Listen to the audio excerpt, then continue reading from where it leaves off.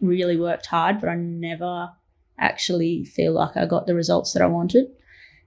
Possibly until the final year, which ironically was the year before I got dropped. So 2018-19 season for WA. That's the year I kind of felt like, oh, yeah, okay, like I belong here. Got my first 50. I think I was in the top couple of run scorers. Started bowling, played every game in the season that year, which I hadn't done at all before. And funnily enough, at the end of that season, you get a phone call from the high performance manager of the WACA saying, oh, we're not going to recontract you this year. So every year prior to that, so I was 8 years in as a contracted player. I always thought I was going to get dropped because I just wasn't really consistent. If I played, I'd be batting like 7, not really doing much. It just never really clicked. And then that final year when I got going, had an amazing club season. That's the year I got dropped. And there's a whole lot of reasons for it. It's kind of like, okay, if you look at the grand scheme of things, over 8 years, I've not really done much. Okay. Getting a little bit older, I wasn't that old then, 26, it's not even hit your peak yet for a cricketer. But there's always different reasons in cricket. One of the big players in Sophie Devine is coming over. They needed to find a spot. I happened to be off contract. So there's all different areas, but it ended up being the best thing that ever happened to me because up until then I was working really hard. I was doing all this mental stuff that we're talking about, but there was an underlying perspective, and I think an underlying thought process, and there were stories I was telling myself that weren't really helping me on field and were actually increasing my interference a lot. So they weren't really conscious in that it's like, oh, there's a pressure of the game, or it was more so around fear of failure, fear of who I was, like fear of other people's opinions, and not really being able to tell my own story. So up for the last 10 years, I'd based my value on who I was as a person. I'd base that on my performance. So if I'm performing, I feel great. I'm on top of the world. I'm valuable to the team. I'm valuable as a person. My pride in who I was all based on how I performed. Whereas that's not really in your control. So it's not real. And it's something all athletes and all people, all humans go through. 100%. So you base your value as a person and your worth as a person on either what other people think of you, and that usually relates to how you're performing, and particularly athletes, it's all about performance and perfectionism. And then all of a sudden, if that's not happening, you work harder. So you feel like you've got to do more. I've got to tick all the boxes. I've got to train more. I hit more balls. I hold more balls than anyone else in the whole squad. I remember my coach actually sitting me down and saying, your loads are higher than everybody. You don't need to do more work. Right. But this was when we had a coffee after I got dropped. And she said, but there's something missing. She was like, I know you're doing the work. I know you've got the talent, but there's something missing. And I think take some time away, work out what it is that you need to do. And at the time I was like, well, I don't know what the hell you're talking about. Like I just brushed it off. Yeah. But she was dead right. And it was learning to actually shift my perspective. Yeah. Do you think that's a like maturity thing as well? Like as you got older, you kind of got to reflect back on it at that time, be like, oh, whatever. We can kind of pinpoint what was going on, what you needed to work on. Yeah, absolutely. And I think there's a combination. So there's a maturity thing in that, the ability to work out what's actually going wrong. Yep. The second thing though, which like I'm 28 now, so we're 2 years down the track, but I know people that have retired and are mid-30s, 40s that have never actually seen the light. So they're still bitter about their careers. Like we just had a recent coach. You can tell he's still bitter about his own career. And it's still like, oh, I did all this stuff and then no one picked me, and blaming everyone else. And like I don't know for sure, but I feel like it's something that's not just maturity and getting older. You've got to actually do the work and help. Maybe it's someone that helps you shift that perspective to be able to say, well, actually, let's take some responsibility here. Definitely it improves with getting older and being more mature, but I also think that it doesn't mean you're necessarily going to get there, if that makes sense. Yeah. So I was lucky in that I came across a guy, Noddy Holder, who's quite a famous batting coach here in WA. So he's had ridiculous amount of test players. Justin Langer is probably his most famous, Nicole Bolton in the female game. And just after I got dropped, he literally pulled me aside and he said, look, high performance programs can sometimes be like a prison. So when you go to prison, what happens is they take all your belongings away from you. They take away the clothes you're wearing. They say, you're going to wear our clothes. You're going to you're going to eat at this time, you're going to work at this time, you're going to stay. They control everything that you do and take away your belongings. And he goes, if you don't learn to bring your belongings in a different way with you, then you're going to get sucked into that prison. And so he used that analogy, and I was like, okay, that's a bit of a stretch. Like, did you feel that it was like prison? Not at the time. Okay. Not at the time. Yeah. But now on the other side of it, I do understand what he was saying. And it was by no means of the high performance program. It's more the perspective that I brought into that. Yeah. Okay. If that makes sense. Yes. So like you have to have certain rules. Like you have to do your strength conditioning. You have to bat at a certain time, bowl at a certain time. Like that, you can't just go in and do what you want in a team sport. So there has to be rules of engagement, but it doesn't mean I can't bring my, we use the word spirit, but I can't bring my spirit or who I am into that situation. So all of a sudden I'd lost like the freedom, and this is the way I love to play. All of a sudden I was trying to play like I thought I should play to get into the team rather than just being my best. Yep. Does that make sense? Yep. So all of a sudden everything I was doing was trying to please others. So I was trying to find, okay, the spot in the team is a spin bowler that bats 6. Okay, I'm going to transform myself into a spin bowler that bats 6, rather than just being everything I can be and trusting that it will work out.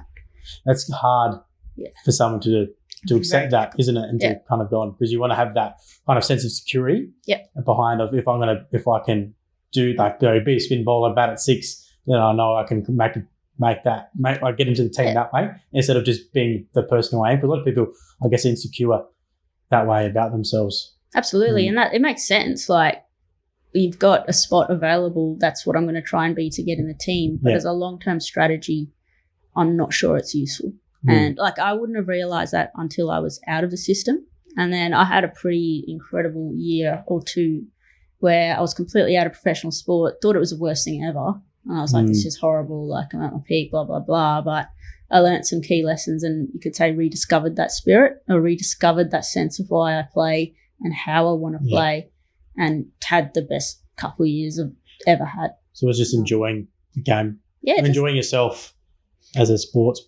Yeah, I think it's defining what joy is as well. So initially, so I went to Ireland firstly for 6 weeks, and cricket's not as developed there.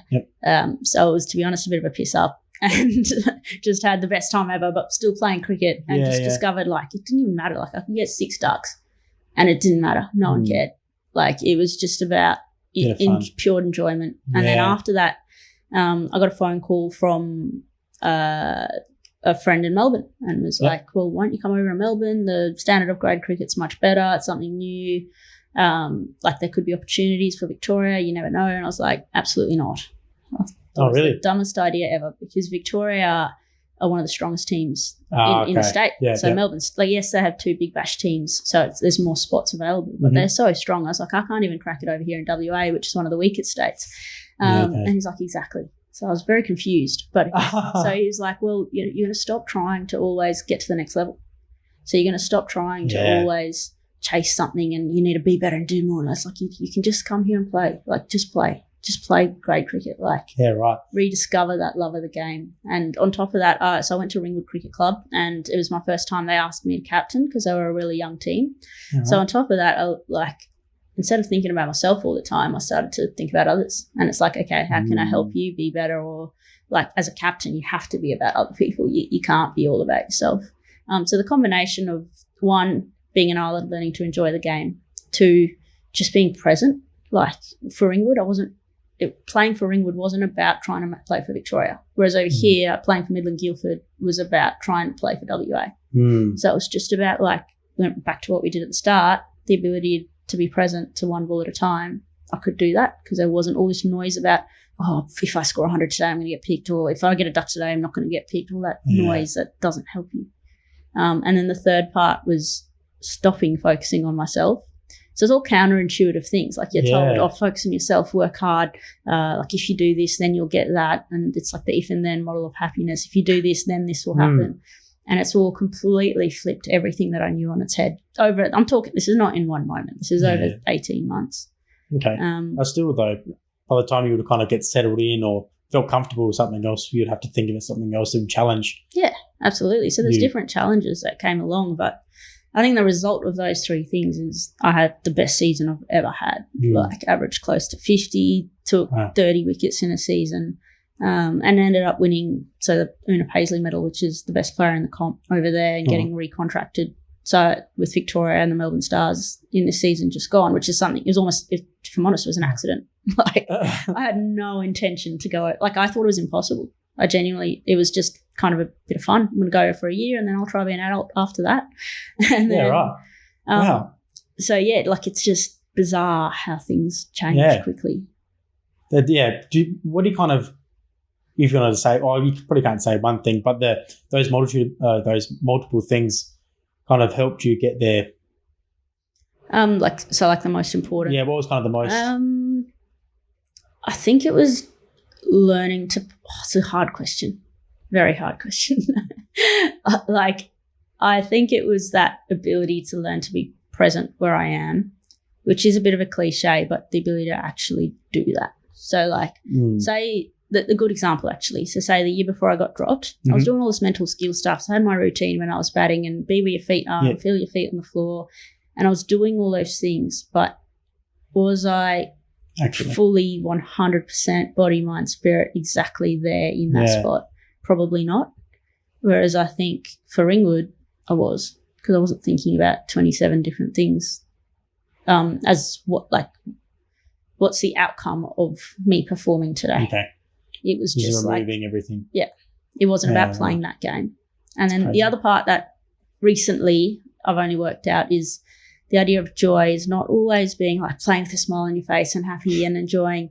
It's sometimes just being engaged. Some people play really well when they're fully engaged in the contest. And it doesn't mean they're laughing and smiling, but they just love that competitiveness of being fully engaged. So being all of you in that moment. And that for me is joy and discovering that. And that's something that's only come to me in probably last month, to be honest. Okay. But it's not always about having a smile on your face. But if you can be fully engaged in the contest and fully present and exploring with that curious, curiosity is probably a really good word. So you're like just exploring about what's happening now rather than controlling. So that's kind of the difference. Does that, in terms of like the coaches you have around you, or do you to work off them like with technique and that sort of stuff, and then as well the mental side? Was there you were bouncing ideas off of coaches? Yeah, I think a little bit of everything. Noddy's probably the guy that has the full package in terms of we discuss everything, and he could always pinpoint the origin of an issue. But overall, he's based here, so I was living in Melbourne. So and we only worked together for 2 or 3 months. But in Melbourne, I think it's like just chatting to people around you. I had a couple of. So Una Raymond Hoey plays for Ireland, and met her in Ireland, and she's now in Melbourne. So she was one of my best mates. We used to train together every day. And like we'd always bounce ideas off each other, whether it's technical, mental. A lot of skills coaches are generally more on your technique. But I think the best coaches have both. So you don't need to necessarily sit down as a sports psychologist. I think a good coach can do both. A good coach knows what the problem is or what you need to work on to get somewhere. And maybe they need a bit of expertise from a psych or a specific skills coach or something, but I think a good coach knows the full enough about the full package. Yeah, it's so interesting. It's so hard as well for a coach to and also as well trying to be like an athlete as well. Sorry, I was going to go back to the being like a competitor and being an athlete. When was it your mate said, come over and just play the sport? Did you find that difficult? Because I can imagine that if you're being competitive, you just want to be better and always try to one up yourself, because if you want to get better all the time, and to say that just enjoy and just play is kind of hard for someone who's naturally competitive. Yeah, that's an awesome question, and that's where a lot of coaches say, just enjoy it, just go and have fun. It's like it's not that easy to actually just do that. Great question. I think I actually jumped at it because there was the challenge of being a captain. And also I knew that the grade competition was much better there. So my choice, to be honest, was stay here and play grade or go there and play grade. Like I wasn't contracted in the state system. And the grade comp here was